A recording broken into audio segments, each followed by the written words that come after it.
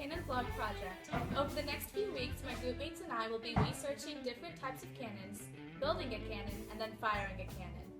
We will be posting videos each week to let you know how our project is going. For this first video, we will be sharing with you some of the research we found this week about various types of cannons throughout history and how different civilizations used them for. The part that I got to research was different types of cannons and the importance of gunpowder and bombs. The cannon was the very first internal combustion engine, made possible by the discovery of nitrates. The cannon first appeared in the 14th century, but was then replaced by the rifle gun in the 19th century. It was a simple, strong cylinder permanently closed at one end and temporarily closed by a cannonball at the other end, and somewhere in the middle lied a charge which would explode. When the charge was ignited through a hole, it exploded, or changed a highly compressed gas very quickly, expelling the ball from the cannon. The best cannons were cast in bronze and were forged so that the stone, iron, or lead cannonballs fit closely without packing. Earlier cannons had to use straw or cloth or a wooden plug to achieve a good fit.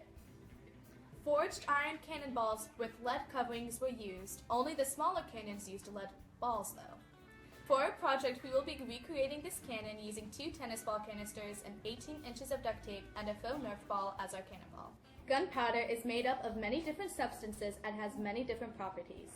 It depends on the availability of pure nitrates, specifically potassium nitrate, which occurs naturally. The invention of gunpowder truly illustrates the power of modern chemistry, which scarcely existed in the 1800s. It was accidentally invented when Chinese alchemists were trying to turn lead into gold. The modern-day black powder known as gunpowder is made from potassium nitrate, sulfur, and carbon in the form of wood charcoal. The potassium nitrate and silver is then purified, and then all of the ingredients were ground together using a powder mill. The sulfur is used in the gunpowder to improve its shelf life. When gunpowder explodes, it increases in volume about 4,000 times at normal pressure, so the effect is to produce a highly compressed gas behind the cannonball in a very short amount of time. Gunpowder is used in cannons because it is an explosive mixture containing nitrates, which helped propel the cannonball from the barrel of the cannon. The first time that cannons were used in battle was when the Egyptian Mamluks defeated the Mongols at Ain Jalut in Palestine in 1260, where it is reported that hand cannons were used. It is said that the Venetians used a cannon for a siege in 1830, as did Alfonso XI at about the same time against the Moors in Spain. In addition to solid spheres of stone, lead, or cast iron, bombs and shells could also be fired from motors, and later became quite popular, especially as an anti-personnel weapon. They were not usually fired from a cannon until later. A bomb was a hollow sphere of cast iron with a port into which a fuse could be hammered. Bombs could be effectively thrown by catapults as by cannon. And we will go over to Will with important cannons throughout history. Will? I researched 3 different types of cannons. Let's start with the medieval trebuchet. The trebuchet was a form of artillery that could fling things over large distances. It was first used by the Chinese during sieges. There were several different models of the trebuchet, from handheld to counterweight, but they all used the same concept. They would use physics to launch a projectile or missile at the target. The most effective trebuchet was the counterweight trebuchet. These were first used by Saladin, the Sultan of Egypt and Syria. These were very effective, and they were used for a long time, with the last one used in the war in 1779 by British forces in Spain. The trebuchets used large amounts of wood to make, with construction lasting a few months, depending on the size of the trebuchet. In 1861, a new cannon appeared, the Parrott rifle. The Parrott rifle was an improvement over other cannons of this era, as most other cannons were made of cast iron, which was brittle and would burst easily. Robert Parrott was a retired artillerist who knew this problem, so he began working on the Parrott rifle. It was mainly made out of cast iron, with an outside made of a band of wrought iron. The wrought iron would add extra strength without raising the price too much. The cannon was cheap, easy to make, and effective. It came in many different models, from 20-pounder to 300-pounder. It could fire many different types of ammo, and would last a lot longer before it burst. These cannons were used in the Civil War and now seen at many monuments, battlefields, and memorials. It had a fire rate of 2 to 3 rounds a minute, depending on the type of ammo, the crew, and the size of the cannon. The modern era came with a whole new set of challenges. Now there were planes that could observe your positions and bomb them. The Bofors 40mm was able to fire many rounds, and could easily destroy enemy planes or emplacements. It was invented by Swedish arms manufacturer AB Bofors. It fired 40mm rounds with a large amount of ammo types. It began to phase out of service when jets became more common, but AB Bofors made the Bofors 40mm L-70. It shared the same designs, but was much longer, giving it more power and range.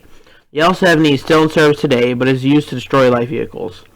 It had a fire rate of 200 to 220 rounds per minute.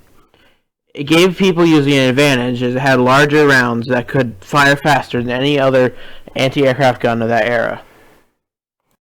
Thanks, Will. Now we'll take a look at civilizations throughout history and learn about their military strategies. Angel? Hello, I'll be teaching you about ancient civilizations and how they use weaponry to advance their cities or to protect them in upheaval or war. Now I'm going to go in chronological order, so I'm going to start with the early civilization. I decided to research on Sparta because arguably it had one of the strongest armies out of all early civilizations. I'm going to start with their spear, which is called a Dory spear. It was used to attack enemies from a distance, which helped them by not having to get close to their enemy at all and to avoid the risk of getting attacked. Next we have the Scytha sword, which was used for close quarter combat. This sword had an advantage over other enemy swords because the Scytha sword was shorter, which meant easier maneuverability. And finally, we have the iconic shield, which is called the Abscess shield. It was used to protect the soldier from getting hurt, but it was also used to attack and push an enemy away if they got too close.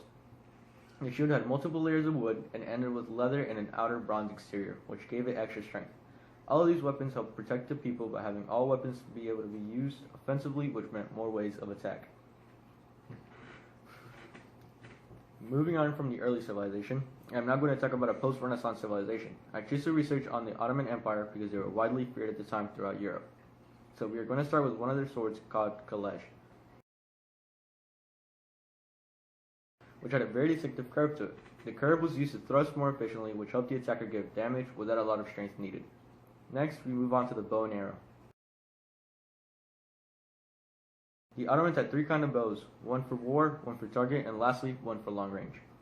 They were all specially designed to fit their category, and all of them used one type of arrow, which was made out of pine and had a head made out of iron, brass, and even bone. After a while, they started using guns and cannons, which then changed warfare to come.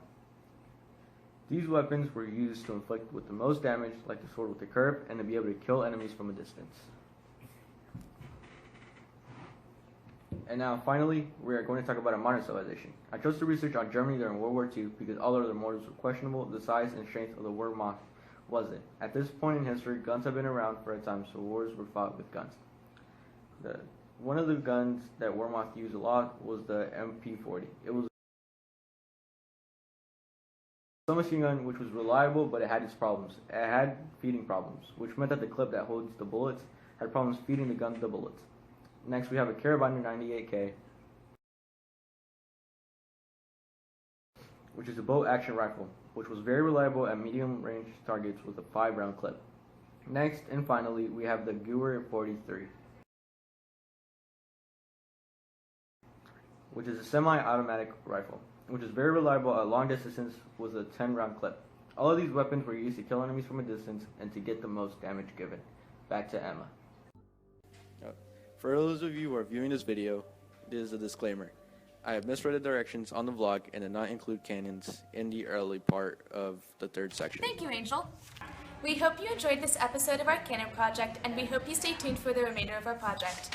Bye!